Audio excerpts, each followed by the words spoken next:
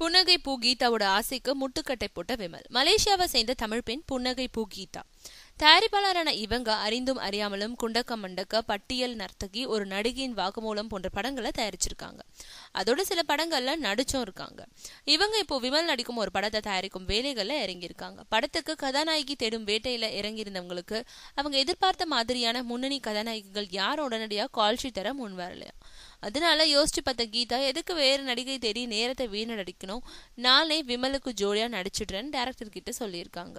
அதே அடுத்து அவங்க சொல்றதும் சரிதான், எதுக்காக ஹீரோயினுக்காக மாச கணக்குல காத்திருக்கணும்னு டைரக்டர் அவரையே நடிக்க வைக்க முடிவெடுத்துட்டாராம். ஆனா இந்த செய்தி விமலுக்கு தெரிவிக்கப்பட்ட போது ஷாக் ஆயிட்டாராம். தயாரிப்பாளரே ஹீரோயினதும் தடுமாறி போனவர், மேடம் எனக்கு சம்பளம் கொடுக்குற முதலாளி, அதனால அவங்க மேல எனக்கு நிறைய மரியாதை இருக்கு, அப்படி இருக்கு அவங்கள போய் எப்படி கட்டிப்பிடிச்சு நடிக்கிறதுன்னு தன்னோட மனநிலையை கூறியிருக்காரு. விளைவு விமலோட மனநிலையை புரிஞ்சுக்கிட்ட புன்னகை பூ கீதா, அவர் சொல்றதும் சரிதான், நம்ம வேற நடிகையை புக் பண்ணுவோன்னு தானே முந்திக்கிட்டாங்களாம். இருந்தாலும் தான் அடுத்து தயாரிக்கும் படத்துல தன்னோட கதாநாயகி ஆசையை நிறைவேற்றிக்கொள்ள திட்டமிட்டிருக்காங்களாம் கீதா.